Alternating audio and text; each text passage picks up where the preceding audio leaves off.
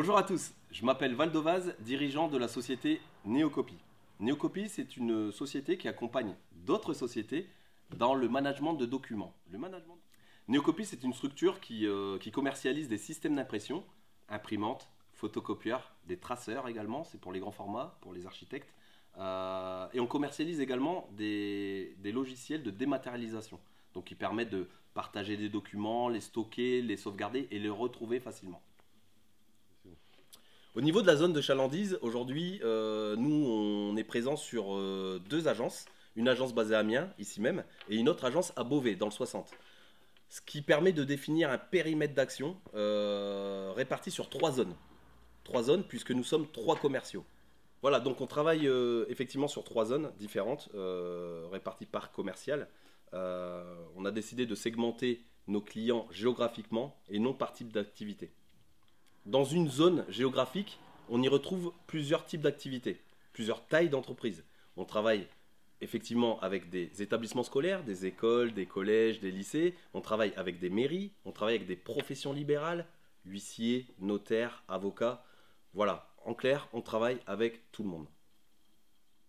On travaille avec tout le monde, mais le choix que nous avons défini était de travailler en segmentation géographique. Alors, pour recruter nos clients, effectivement, on doit mener différentes actions. On en a testé, on a pris du recul sur certaines et ça a défini des choix sur lesquels on devait se concentrer. D'abord, la prospection téléphonique. On l'a expérimenté. On avait réservé des créneaux spécifiquement pour passer des coups de fil aux entreprises et on a vite remarqué que finalement, on n'était pas très bien reçu parce que les gens n'avaient pas le temps, on les dérangeait souvent, on ne trouvait pas le bon interlocuteur. Au final, sur 100 appels, on avait un voire deux retours. On a vite oublié ça. Ensuite, on a essayé l'email, l'emailing. Donc, envoyer des emails de masse à un nombre d'interlocuteurs voilà, de 100, 200, 500 entreprises. Pareil, le nombre de retours trop faible. On a ensuite expérimenté la prospection physique, mais pas n'importe comment. On a profité des déplacements qu'on avait chez nos propres clients. En sortant de ces rendez-vous, eh ben, on avait juste à faire un tour d'horizon 360 et on voyait qu'il y avait d'autres entreprises dans le coin. C'est alors qu'on mettait en place la prospection physique. On profitait de nos clients pour aller voir celles qui étaient autour de chez eux. Il existe d'autres manières de prospection, de prospecter pour recruter des nouveaux clients. Il existe les salons.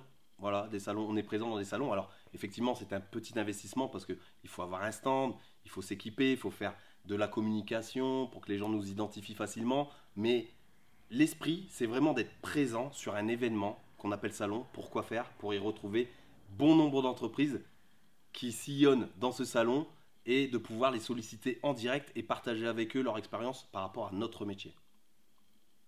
Ensuite, nous avons ce qu'on appelle les réseaux d'affaires. Les réseaux d'affaires s'expliquent ou s'exposent de différentes façons.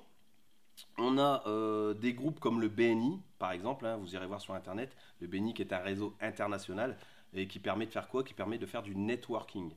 Le networking, c'est quoi? C'est en fait partager du temps avec d'autres entrepreneurs, des décisionnaires d'entreprise et surtout s'apporter des recommandations. Voilà. Donc c'est plutôt du marketing viral, c'est ce genre de choses, hein. C'est de profiter du bouche à oreille, de profiter du réseau des autres, tout simplement. Toujours avec confiance. De ce que je retiens de la prospection, la manière dont on recrute des nouveaux clients, il y en a plein. Il y en a d'autres qui marcheront mieux que d'autres en fonction de l'activité. Voilà. Donc ce qu'il en ressort de tout ça, c'est que 1. On expérimente, on essaye. Ensuite, on s'en fait un retour d'expérience, on analyse, on regarde ce qui fonctionne moins, et surtout, on se concentre sur ce qui fonctionne. Et là, on y va.